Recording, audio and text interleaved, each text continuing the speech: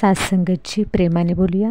धन निरंकारची सात्संगतची भक्ती करत असताना आपलं जे बोलणं आहे ते मधुर असणं गरजेचं आहे. जेव्हा आपलं बोलणं मधुर होईल त्यावेळी अनेक फायदे होतात, खूप फायदे होतात. आणि आपल्या भक्तीची सुरुवातच मधुर बोलण्याने व्हायला हवी. कारण बघा, आपण जीवन जगत असताना सकाळपासून संध्याकाळपर्यंत खूप धडपड सुरू असते आपली. आणि त्या धडपडीमध्ये आपल्याला धन कमवायचं असतं, घरातल्या गोष्टी असतात, बाहेरच्या गोष्टी असतात, बऱ्याच गोष्टींमध्ये आपलं ध्यान असतं. आणि ते करत असताना अशा कितीतरी गोष्टी घडत असतात की त्या गोष्टींमध्ये आपलं जे बोलणं आहे ते कडवट होऊन जातं. आपण एकमेकांना लागेल असं बोलत जातो, टोचून बोलत जातो, एकमेकांना दुखावेल असं बोलत जातो. आणि त्याच्यामुळे काय होतं, समोरची व्यक्ती दुखावली जाते आणि आपण त्या व्यक्तीला दुखावलं म्हणून कुठेतरी आपल्याही अंतर्मनामध्ये आपल्याला त्रास होत असतो. आणि या सर्व गोष्टींमुळे काय होतं, तर आपली जी अध्यात्माची जी पातळी आहे ती उच्च कोटी जाण्यापेक्षा खालच्या थराला येते. म्हणजे आपल्याला अध्यात्मामध्ये आनंद तर येतच नाही, पण आपलं कशातच मन देखील लागत नाही. नामस्मरण करायला घेतलं तरीही मन लागत नाही, किंवा आपण ध्यानधारणा करत असेल, मेडिटेशन करत असेल तरीही आपलं मन लागत नाही, उपासना करत असेल तरीही मन लागत नाही. मग त्यासाठी आपल्याला आपलं बोलणं हे नेहमीच्या व्यवहारामध्ये मधुर ठेवायला हवं. बघा, सद्गुरूंचं सुद्धा बोलणं मधुर आहे. सद्गुरू सुदीक्षा माताजी असतील, सद्गुरू बाबा हरदेव सिंहजी महाराज होते, गुरुबचन सिंहजी होते, हे सर्वजण त्यांचं जे बोलणं बघा आहे ते कसं आहे तर मधुर आहे. मधुर गोड बोलणं पाहिजे. आणि आता बघा, आता हे जे मधुर बोलणं आहे त्या मधुर बोलण्याविषयी जर आपण चिंतन करत बसलो तर खूप सारा विषय त्याच्यामध्ये येतो. संत कबीरजींनी काय सांगितलं, त्यांचा जो दोहा आहे त्या दोह्यामध्ये असं सांगितलं आहे की ऐसी वाणी बोलिए मन का आपा खोय, औरों को शीतल करे आप ही शीतल होय, औरों को शीतल करे आप ही शीतल होय. काय म्हणतात कबीरजी की ऐसी वाणी बोलिए मन का आपा खोय, औरों को शीतल करे आप ही शीतल होय. आपलं बोलणं इतकं मधुर असावं, शीतल असावं की आपली वाणी ऐकता ऐकता आपलंही मन शांत होईल आणि समोरच्या व्यक्तीचंही मन शीतल शांत होईल, त्याला छान वाटेल आपल्याबरोबर बोलताना. आणि जेव्हा आपल्याकडं बघेल त्यावेळेस खऱ्या अर्थानं समोरच्या व्यक्तीलाही वाटेल की खरंच ही जी व्यक्ती आहे ना ती आध्यात्मिक आहे, ही आध्यात्मिक मार्गावरती चालणारी व्यक्ती आहे. आणि आपला जो पुरुषार्थ आहे ना तो आपल्यातून दिसेल, आपल्या नजरेतून दिसेल, आपल्या बोलण्यातून चालण्यातून आपलं अध्यात्म दिसेल. आपण आध्यात्मिक मार्गावरती बरोबर चालत आहोत हे कधी कळतं, ज्यावेळी आपली त्याचं ते प्रथम लक्षण आहे, त्याच्यामध्ये पहिलं हे लक्षण आहे की आपली जी वाणी आहे ना ती वाणी मधुर होऊन जाते, मिठी होऊन जाते, गोड होऊन जाते. आणि मग याच्या पाठीमागं रहस्य असं आहे की आपलं ज्यावेळेस बोलणं मधुर होतं त्यावेळेस आपल्याला आतून शांत वाटत असतं. आपण मुळातच आतून शांत असतो, बेफिक्र असतो. आपल्याला आपली अशी कोणत्याही गोष्टीचं टेन्शन वाटत नाही, कोणत्याही गोष्टीमुळे डिप्रेशन येत नाही, चिंता वाटत नाही. आणि आपली जी सहज अवस्था झालेली असते आणि त्या सहज अवस्थेमुळेच मनाला शांती मिळते. मन शांत असलं की आपोआपच आपलं बोलणं हे मधुर होतं. परंतु कधीकधी काय होतं, आपण वरवर तर गोड बोलत असतो परंतु आत मात्र समुद्र खवळलेला असतो. मनाचा जो समुद्र आहे तो खवळलेला असतो आणि आपण वरवरती शांत असल्याचा आपण दिखावा करतो. म्हणजे कधीकधी काय होतं, ॲक्च्युली दिखावा करतो असंही नसतं, पण कधीकधी असं होतं का नाही की मनात तर खूप घालमेल असते, एखाद्या व्यक्तीचं वागणं आपल्याला पटलेलं नसतं. मग आपण काय करतो, आपण मनामध्ये त्या व्यक्तीबद्दल खूप निगेटिव्ह आतून काय काय काय काय बोलत असतो. आणि वरून तर आपण त्या व्यक्तीला गोड गोड बोलण्याचा प्रयत्न करत असतो, कारण आपल्याला असं वाटतं की त्या व्यक्तीला दुखावलं जाऊ नये, ती व्यक्ती दुखावली जाऊ नये आपल्यामुळे. म्हणून आपण काय करतो की आत तर राग आहे त्या व्यक्तीबद्दल, पण आपण वरून तरी त्या व्यक्तीला चांगलं बोलण्याचा प्रयत्न करत असतो. ॲक्च्युअली ही जी गोष्ट आहे ती गोष्टही वाईट नाही, त्या व्यक्तीचं मनही वाईट नाही, कारण त्या व्यक्तीला कुठेतरी असं वाटतं की ठीक आहे ना, माझ्या मनामध्ये राग आहे, परंतु त्या समोरच्या व्यक्तीला मात्र माझा राग पोहोचता कामा नये किंवा त्या व्यक्तीला त्याची झळ लागता कामा नये.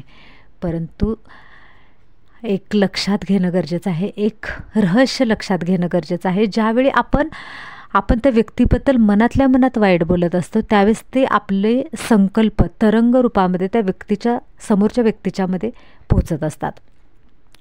तरंग रूपाने त्या व्यक्तीच्या मनामध्ये त्याचा म्हणजे परिणाम होत असतो. कधीकधी बघा असं होतं की आपण समोरची जी व्यक्ती आहे त्या व्यक्तीला आपण गोड गोड बोलत असतो, वरवर गोड बोलत असतो, परंतु ज्यावेळेस आतून आपण त्या व्यक्तीला जर दुष्ण देत असेल, समोरची व्यक्ती ज्यावेळेस आपल्याला कधीकधी काय होतं, आपण ती व्यक्तीबद्दल आपण निगेटिव्ह विचार आतल्या आत सुरू असतात, आपण आणि वरून काय करतो, आपण त्या व्यक्तीचं गुणगान गातो, त्या व्यक्तीला चांगलं चांगलं बोलतो, परंतु ते समोरच्या व्यक्तीला मात्र वाटत असतं, आतून कुठेतरी वाटत असतं का नाही ही व्यक्ती खोटारडी आहे, ही व्यक्ती चुकीची आहे, ही वरवर गोड बोलत आहे, असं जे फिलिंग आहे ना ते समोरच्या व्यक्तीला येत असतं. कारण का, आपण सूक्ष्म लेवलने एकमेकांशी जोडलेलं असतो आणि त्या सूक्ष्म तरंगाच्या रूपातून काय होतं, आपल्या मनातली जी निगेटिव्हिटी आहे ना समोरच्या व्यक्तीच्या मनात ती पोहोचत असते.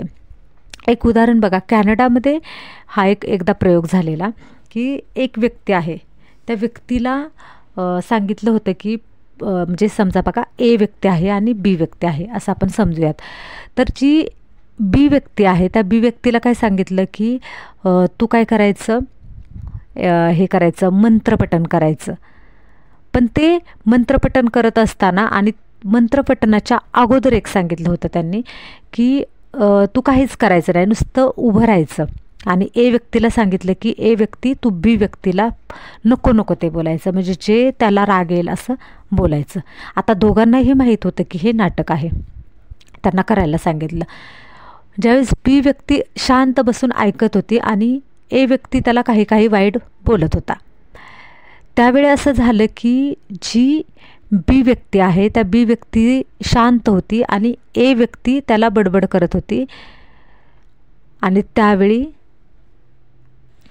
त्यावेळी असं झालं की जी बी व्यक्ती आहे ना त्या बी व्यक्तीला राग यायला लागला होता की तो समोरचा काय बोलतोय आणि बी व्यक्तीला राग यायला लागला होता. परंतु थोड्या वेळाने असं झालं की ज्यावेळी ती बी व्यक्ती आहे त्या बी व्यक्तीला सांगितलं की तू मनातल्या मनामध्ये श्लोक म्हणत राहा किंवा मंत्र म्हणत राहा आणि तू त्याच्याकडे काही लक्ष देऊ नको. त्यावेळी ए व्यक्ती त्याला तसंच म्हणजे घालून पाडून बोलत होती, नको ते बोलत होती, जीवाला लागेल असं बोलत होती, परंतु ए व्यक्तीचं मात्र काही लक्ष नव्हतं. आणि त्यावेळी ए व्यक्तीचं ज्यावेळेस बुद्धीचं जे काय म्हणतात ना, बुद्धीचं जे मापन केलं किंवा बुद्धीचा जो अभ्यास केला, त्या अभ्यासामध्ये असं दिसून आलं की ए व्यक्तीचं ज्यावेळेस अभ्यास केला त्यावेळेस ए व्यक्तीचं असं दिसून आलं की ए व्यक्तीमध्ये मनामध्ये सहानुभूती तयार झाली होती. म्हणजे ती बी व्यक्तीला काही बोलत होती. आता ॲक्च्युअली ए व्यक्तीला माहीत होतं की आपण हे नाटक करतोय, तरीही सुद्धा जी ए व्यक्ती होती त्या ए व्यक्तीला असं वाटत होतं की आपण असं नको बोलायला. कारण का, तर जो मंत्रपठण करत होता, जे मंत्र उच्चारण करत होता, त्याची जी ओरा तयार झाला होता, त्याची जी पॉवर तयार झाली होती, शक्ती तयार झाली होती, एक पॉझिटिव्ह एनर्जी तयार झाली होती. ते पॉझिटिव्ह एनर्जीमुळे काय होत होतं, ए व्यक्ती त्याला काही बोलत होता, परंतु काहीही बोलत असून सुद्धा काय झालं, नंतर त्या व्यक्तीला एवढं काही बोलत असून सुद्धा नाटक करतो हे माहीत असून सुद्धा ए व्यक्तीला असं मनातून कुठंतरी फिलिंग येत होतं की आपण या व्यक्तीला असं नको बोलायला. तर ही कशाची ताकद होती, तर त्या मंत्रपठणाची ताकद होती. म्हणजे काय होत असतं, तर ह्या सगळ्या गोष्टी सूक्ष्म लेवलवरती कुठेतरी एकमेकांशी कनेक्ट असतात. त्याच्यामुळे आपण आपलं जे बोलणं आहे ते बोलणं मधुर तर असायला हवं, पण ते अंतःकरणातून हवं, शुद्ध भावनेतून हवं. असं नको की वरवर दिखाव्यामध्ये गोड गोड बोलतोय, पाठीमागे वेगळंच काहीतरी बोलतोय. नाही, आपण अंतर्बाह्य शुद्ध मनाने ज्यावेळेस आपण हर एक कृती करायला लागतो त्यावेळेस आपलं जे बोलणं आहे ना ते अतिशय पवित्र, शुद्ध आणि आपण म्हणतो ना की अंतर्बाह्य शुद्ध होऊन जातं. म्हणून आपलं बोलणं हे मधुर असायला हवं. बघा, आतापर्यंत सगळे संत होऊन गेले, त्या संतांची जी वाणी होती ती मधुर रसाळ होती. आणि संतांचं हृदय हे इतकं प्रेमाने भरलेलं असतं ना की त्यांनी जे पण काही शब्द बोलतील ना ते समोरच्या व्यक्तीच्या हृदयाला भावायचे आणि त्यांच्या मनामध्ये अतिशय प्रेम जागृत व्हायचं. हे अतिशय शुद्ध आणि प्रेमळ शब्द ही कशाची ताकद होती, तर त्यांच्या अंतर्बाह्य शुद्ध मनाची ताकद होती. आणि अध्यात्मामध्ये मन, अंतःकरण हे शुद्ध होत जातं. आणि अंतःकरण शुद्ध, मन निर्मळ होत गेलं ना की कुठेतरी आपली वाणीसुद्धा मधुर व्हायला लागते. आणि वाणी मधुर झाली की आपलं जे म्हणतात ना की पापकर्म कमी व्हायला लागतं. कारण काय होतं, कधी कधी बऱ्याच वेळा असं होतं की आपल्या बोलण्यामधूनच आपण खूप लोकांची मने दुखावतो. आपण कोणाला तरी ओरडतो, कोणाला तरी रागवतो, कोणाला तरी लागेल असं बोलतो. बोलण्यातून खूप पाप आपल्याकडून घडून जातं. आणि परमात्म्याने ही जी सृष्टी निर्माण केली त्या सृष्टीमध्ये कर्माचा हा एक लॉ आहे. लॉ तो काय सांगतो की जे देणार तेच मिळणार. मग कळत नकळत आपण काय करत जातो, दुसऱ्याला दुखावून आपण पाप करत जातो. आणि मग ते परतफेड म्हणून कधी ना कधीतरी आपल्याकडे येणार आहे. कधी कधी आपण वरवर तर बोलत नाही पण आतून मात्र काय करत असतो, त्या पुढच्या व्यक्तीबद्दल खूप वाईट विचार चिंतत असतो. आणि मग आपल्याला असं वाटतं की कधी कधी एखादी व्यक्ती का बदलत नाही, मी हिच्याशी इतका चांगला वागत असतो, मी इतकं तिच्यासाठी करत असतो, पण त्या व्यक्तीमध्ये काही बदलच होत नाही. तर तो बदल का होत नाही, त्याला कारण असं आहे की आपण काय केलं, वरवर तर आपण त्या व्यक्तीला चांगलं वागतोय, त्याच्याशी सगळं हे करतोय, पण सूक्ष्म लेवलला मात्र आपण ज्यावेळेस आपण मनातल्या मनात त्या व्यक्तीबद्दल नको नको ते बोलत असतो. किंवा कधी कधी काय होतं, आपण त्या व्यक्तीचं सहन करतो, 4 व्यक्तींच्या जवळ आपण त्याच्याबद्दल वाईट बोलत असतो. आणि मग काय होतं, ते व्हायब्रेशन त्या व्यक्तीपर्यंत पोहोचत असतं. आणि मग ते व्हायब्रेशन त्या व्यक्तीपर्यंत पोहोचल्यामुळं काय प्रॉब्लेम होतो, तर त्या व्यक्तीमध्ये बदल होत नाही. ती व्यक्ती जशीच्या तशीच आपल्याबरोबर वागत असते. म्हणून काय करायचं आहे आपल्याला, अंतर्बाह्य शुद्ध मन हे प्रत्येकाप्रती ठेवायचं आहे. आणि सम्यक दृष्टी, आपल्याला हर एक व्यक्तीबद्दल सम्यक दृष्टी ठेवायची आहे. प्रत्येकामध्ये आत्मा पाहायचा आहे की प्रत्येकामध्ये आत्मतत्व आहे. आत्मिक दृष्टी आपली तयार झाली पाहिजे. जोपर्यंत आत्मिक दृष्टी तयार होत नाही तोपर्यंत आपल्या जीवनातली संकट देखील कमी होत नाही. आपल्या जीवनामध्ये असलेली संकट जर आपल्याला कमी करायची असेल तर प्रत्येक व्यक्तीमध्ये आत्मरूपाने पाहायला सुरुवात करा की ही एक शरीर नाही आहे तर ती आत्मा आहे. आणि मी सुद्धा शरीर नाही आहे तर मी कोण आहे, तर मी सुद्धा एक चैतन्य आत्मा आहे.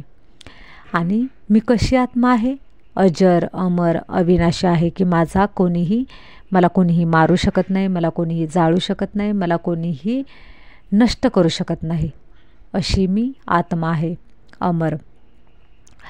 ज्यावेळेस आत्मदृष्टीने आपण आपल्याकडे पाहतो ना त्यावेळेस तो निराकार आहे ना, तो सुद्धा आपण म्हणतो ना परमात्मा तो सुद्धा आत्मा आहे. परमात्मा सुद्धा आत्माच आहे आणि आपणही आत्मा आहे.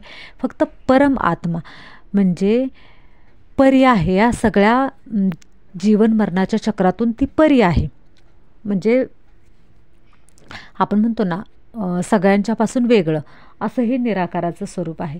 आणि ह्या निराकार परमात्म्याला आपण ज्यावेळेस आहे ना आपण त्याच्याशी कनेक्ट आपल्याला व्हायचं असेल ना तर कुठेतरी आपल्याला सुद्धा त्या फ्रिक्वेन्सीमध्ये जावं लागेल. ज्यावेळेस आपली आत्मदृष्टी तयार होते, आपण स्वतःला आत्मा समजतो ना त्यावेळेस आपण हलकं होतो, आपलं मन बुद्धी हलकी होते.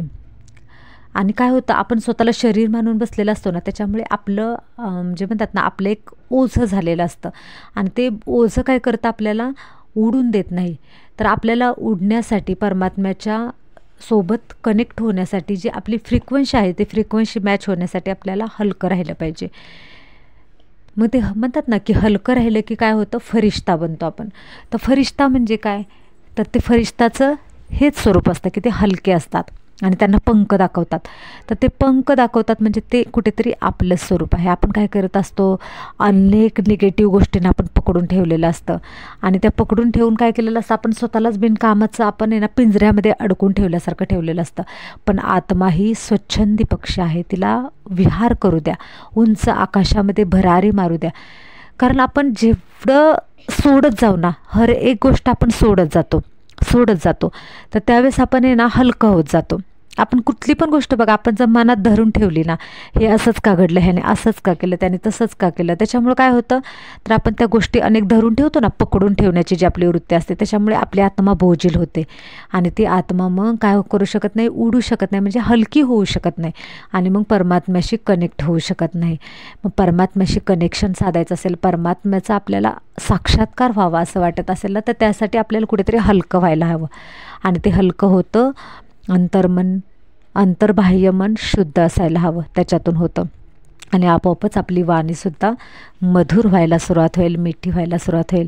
आणि बघा, ज्या दिवसापासून आपले एक संकल्प करा, आजपासून आपण संकल्प करूयात की माझे जे बोल आहेत ना, इथून पुढे मधुर बोल असतील, की माझे असे बोल कधीच माझ्या तोंडून निघणार नाहीत की ज्याच्यामुळे पुढच्याचं मन दुखावेल. आपण कोणतीही गोष्ट बघा, पुढच्याला समजून सांगायचं ना, तर सांगण्याची पद्धत आपली कशी पाहिजे, मधुर हवी. चांगल्या गोष्टीतून आपण, चांगल्या प्रेमळ शब्दातून आपण समजून सांगू शकतो. पण आपण काय करतो, कठोर वचनांचा, कठोर शब्दांचा मारा करत असतो. तर आज आपण या व्हिडिओच्या माध्यमातून आपण काय करूयात, तर एक प्रण करूयात आज आपण सगळ्यांनी, की आजपासून आपण आपले जे बोललं आहे ते मधुर आणि प्रेमळ असेल. सात्संगची हा व्हिडिओ इथेच थांबवते. प्रेमाने बोलूया. धन्य निरंकारजी.